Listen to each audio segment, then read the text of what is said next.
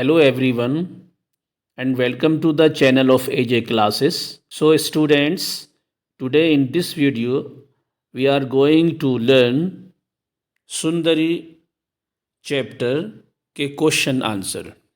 जैसे कि बच्चों याद है कि हमने सुंदरी चैप्टर पढ़ा दिया है और उसके वर्ड मीनिंग और इसका एक्सप्लेनेशन भी करा दिया है आपको। उम्मीद है कि आपने अच्छी तरह से उसको याद कर लिया होगा और उसके वर्ड मीनिंग को भी याद कर लिया होगा। सो नाउ आज हम देखेंगे कि इसके क्वेश्चन और आंसर क्या हैं। तो आप क्वेश्चन आंसर को अपनी नोटबुक में नोट डाउन कर लें। तो चलिए बच्चों शुरू करते हैं। सुंदरी ये चैप्टर है, जैसे कि आपने पढ़ा था। सुंदरी एक पतंग थी और बॉबी ने उसको बनाया था और उसका नाम सुंदरी रखा था। जैसे कि आपको पता है कहानी में एक बॉय होता है, उसका नाम बॉबी होता है और वो एक काइट बनाता है, उसका नाम सुंदरी रखता है। चलिए क्वेश्चन आंसर कर लेते हैं।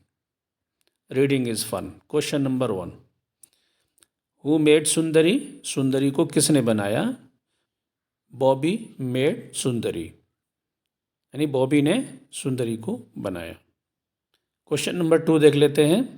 Why did Bobby call his kite सुंदरी? बॉबी ने उसकी काइट को सुंदरी क्यों बुलाया? आंसर है Bobby called his kite Sundari because it was beautiful. Bobby ने उसकी काइट को सुंदरी इसलिए बुलाया क्योंकि वो काइट जो थी खूबसूरत थी। Question number 3, did Sundari fly very high at first? क्या सुंदरी पहली बार में ही बहुत ऊंचा उड़ गई थी? नो, इसका आंसर है no. Sundari did not fly very high at first, यानी कि फर्स्ट टाइम में सुंदरी बहुत ऊंची नहीं उड़ी थी। Question number 4, what made Sundari really happy? क्या सुंदरी जो है वो रियल में हैप्पी थी? Answer, Sundari became really happy when Bobby let her go and fly. सुंदरी जो थी वो रियल में हैप्पी जब हुई जब बॉबी ने उसको आज़ाद कर दिया था कि उड़े, चाहे जितना उड़े, यानी कि धागा उसका खूब लंबा छोड़ दिया था। लेट्स टॉक, चलिए बात करते हैं। Question number 1, did you like to fly kites? क्या आप पसंद करते हैं काइट को उड़ाना? फ्लाई मीन्स उड़ाना। Answer, yes I like to fly kites. मैं पसंद करता हूँ या मैं पसंद करती हूँ काइट को उड़ाना।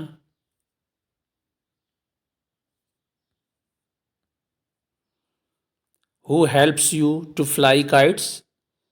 आपको फ्लाई काइट्स यानी काइट को उड़ाने के लिए, पतंग को उड़ाने के लिए कौन हेल्प करता है? हु मीन्स कौन? My brother helps me to fly kites. मेरा भाई जो है, ब्रदर मीन्स भाई, हेल्प करता है ताकि मैं फ्लाई काइट कर सकूं, ताकि मैं पतंग को उड़ा सकूं। Tick the object you need to fly a kite. उन चीज़ों पर आप टिक कर दीजिए जो पतंग उड़ाने के लिए आपको ज़रूरी है। यहाँ आपसे सवाल किया जा रहा है, क्या स्टिक ज़रूरी है क्या आपके लिए पतंग उड़ाने के लिए? रोलर ज़रूरी है क्या? ग्लू ज़रूरी है क्या? पेयर ऑफ सीज़र ज़रूरी है क्या? काइट ज़रूरी है क्या? बास्केट ज़रूरी है क्या? पेपर ज़रूरी है क्या? बॉल ज़रूरी है क्या? ऊपर जो चीज़ें थी उसमें से ये चीज़ें हैं। अब यहाँ आपको बताना है उन चीज़ों में से कि कौन सी चीज़ें आपको ज़रूरत है पतंग उड़ाने में।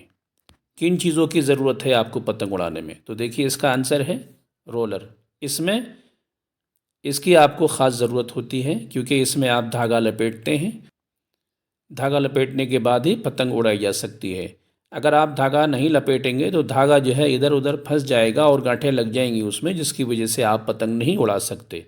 तो इसलिए अपने धागे को आप रोलर पे लपेटेंगे। और ग्लू यानी पतंग को चिपकाने के लिए ये ग्लू बहुत ज़रूरी होता है।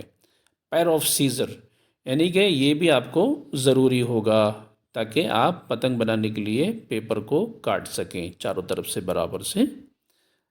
अब बास्केट, बास्केट की ज़रूरत नहीं है, ये तो घर का सामान वगैरह लाने के लिए ज़रूरी होता है। स्टिक की भी ज़रूरत नहीं है क्योंकि ये भी जो है दूसरे कामों में यूज़ होता है। और पेपर की भी ज़रूरत नहीं है, बॉल की भी ज़रूरत नहीं है। अब क्वेश्चन नंबर देख लेते हैं 2। Name the object in your own language. उन चीज़ों के नाम बताइए अपनी लैंग्वेज में। क्वेश्चन नंबर 2 देख लेते हैं। Name the object in your own language. Own मतलब खुद की, लैंग्वेज अपनी ज़ुबान में नाम बताइए उन चीज़ों के, जो भी आप लैंग्वेज बोलते हैं उस भाषा में इन चीज़ों के नाम बताइए। The student has to do as directed, यानी आप ही को अपनी लैंग्वेज में नाम लिखना है। Question number 3। Trace over the dotted line.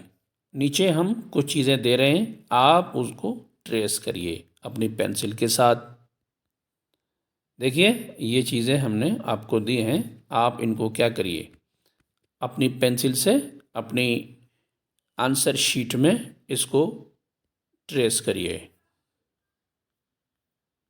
किस तरह ट्रेस करना है ये देखिए, आप इस तरह ट्रेस करना है आपको। Look at the picture and tell the story in your own words. हम कुछ पिक्चरें दे रहे हैं, आप क्या करिए उन पिक्चरों को देखिए। लुक मीन्स देखना, पिक्चर मीन्स पिक्चर यानी कि फ़ोटो, एंड टेल, टेल मतलब बताइए, स्टोरी मतलब कहानी, योर ओन वर्ड्स अपने, ओन मतलब आप अपने वर्ड्स में अपनी भाषा में बताइए, जैसे आप लिख सकते हैं वैसा आप बताइए। The umbrella and the crow. उस पिक्चर में एक क्राउ होता है, कौवा,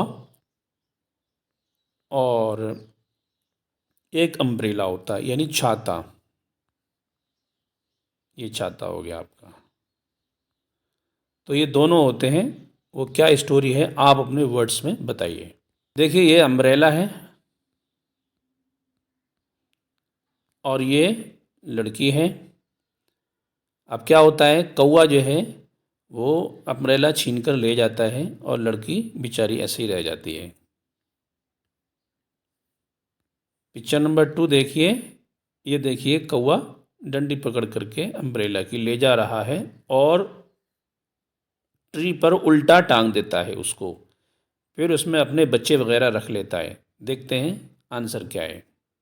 देखिए आपका आंसर ये है, ये एक छोटी सी आपको स्टोरी बनाना है।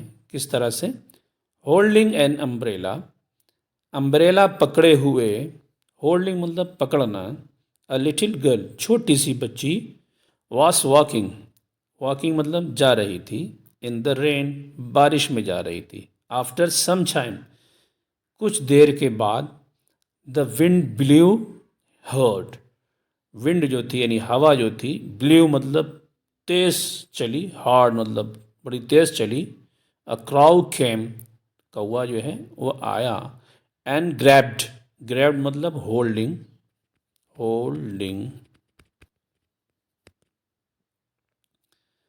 The umbrella by beak, grabbed यानी पकड़ लिया, होल्ड कर लिया, ग्रैब्ड कर लिया अम्ब्रेला को, बाई बीक, बीक मतलब उसकी चोंच, उसकी चोंच से उसको पकड़ लिया है। फ्ल्यू फार, और वो उड़ गया, फ्ल्यू मतलब उड़ गया, फार मतलब दूर, फार अवे, फार अवे दोनों की मीनिंग एक है, फार की मीनिंग भी दूर, अवे की मीनिंग भी दूर है। तो फार अवे यानी यहाँ पर एक साथ इसको यूज़ किया गया है, यानी कि बहुत दूर चला गया। ही प्लेस्ड, प्लेस मतलब उसने रख दिया, उसने रख दिया, द अम्ब्रेला, अम्ब्रेला को रख दिया, अपसाइड डाउन यानी कि उल्टा करके रख दिया, on one of the branches of a tree, यानी ब्रांचेस यानी बहुत सारी ब्रांचों में से एक ब्रांच पर उसने रख दिया ट्री के। देन फिर क्या हुआ, the kept, he kept his chicks, उसके बाद उसने रखा, केप्ट मतलब कीप यानी कि रखा, हिज चीक्स उसके बच्चे, चीक मीन्स कौवे के बच्चे, इन द अम्ब्रेला, अम्ब्रेला में रखा। That's how the crow family, ओ वाह, हाउ द क्राउ फैमिली यानी कि कौवे की जो फैमिली, फैमिली मतलब घर वाले, फाउंड कितना बढ़िया, फाउंड फाउंड मतलब मिल गया, नेस्ट फॉर देमसेल्व्स यानी उनको अपने आप ही, देम्स मतलब अपने आप ही, खुद ही क्या मिल गया, एक नेस्ट मिल गया। नेस्ट मतलब घोंसला मिल गया, यानी अपने आप ही कितना बढ़िया घोंसला मिल गया कौवे की फैमिली को। रीअरेंज, रीअरेंज मतलब री अलग है ये और अरेंज अलग है, ठीक है। तो री अलग है, अरेंज अलग है, यहाँ पर दोनों एक साथ आए हुए हैं। रीअरेंज यानी दोबारा से अरेंज करिए, दोबारा से तरकीब में लाइए। क्या लाइए? द फॉलोइंग सेंटेंसेस, ये नीचे जो सेंटेंस दिए गए हैं इनको तरकीब में लाइए। किस तरह से? जैसे कि आपने अभी पहले पढ़ा था ना, वैसे ही आप उसको बनाइए। ये उल्टे सीधे यहाँ पर बनाए गए हैं आपके लिए, ताकि आप इसको अच्छी तरह से अरेंज करें। यानी कि ये उल्टे बनाए गए हैं, आप इनको सीधा कर दें। Rearrange the following sentences in the right order, यानी कि राइट ऑर्डर मतलब करेक्ट ऑर्डर, अच्छी तरह से, यानी कि जो तरकीब उसकी होना चाहिए उसी तरकीब से आप उसको कर दें। To make into a story, क्या करने के लिए? स्टोरी बनाने के लिए आप इसको सेंटेंसेस को सीधा करें। ऑन द लेफ्ट पेज मतलब बाईं तरफ वाले पेज पर आपको बनाना है। अ विंड ब्लो, ये भी अलग से सेंटेंस उठाया गया है बीच में से। इट इज़ राइनिंग, ये भी अलग से उठाया गया है। The क्रॉ flies away with the umbrella, ये भी अलग से उठाया गया है। The girl has an umbrella, umbrella girls के पास है, ये भी अलग से उठाया गया है। The umbrella is now a nest, umbrella अब जो है वो नेस्ट बन गया यानी घोंसला बन गया, ये भी अलग से उठाया गया है। The umbrella hang from a tree, अब वो ट्री में टंगा हुआ है अम्ब्रेला, ये भी अलग से उठाया गया है। अब इसका आंसर क्या है देखिए, हम आपको बता देते हैं कि इसको किस तरह से रीअरेंज करना है। देखिए, here is the correct order, it is raining, यहाँ पर करेक्ट ऑर्डर है। क्या? The girl has an umbrella, girl के पास एक अम्ब्रेला था। अब विंड ब्लो, विंड जो है ब्लो यानी कि ब्लो जो है चली, हवा चली बहुत तेज़ी के साथ। The crow flies away with the umbrella, तो क्रॉव जो है वो उसको उड़ा ले गया अम्ब्रेला को।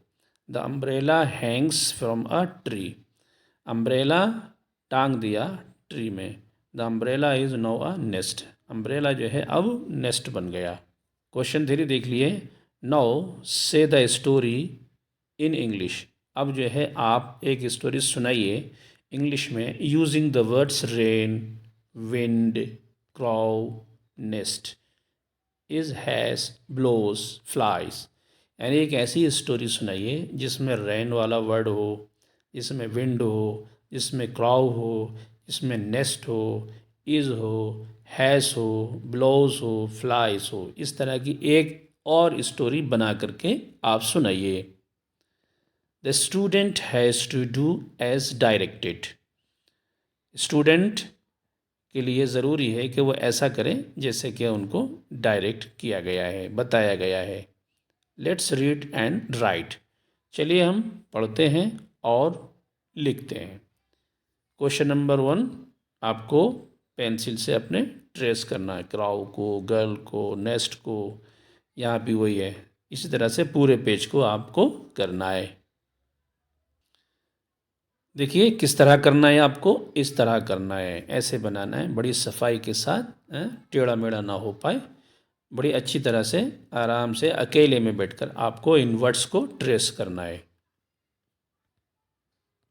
तो बच्चों ये थे आपके क्वेश्चन आंसर, उम्मीद है कि आपने लिख लिए होंगे, लिख करके याद कर लीजिए अच्छी तरह से। ओके, हम नेक्स्ट वीडियो में मिलते हैं। Okay, bye bye.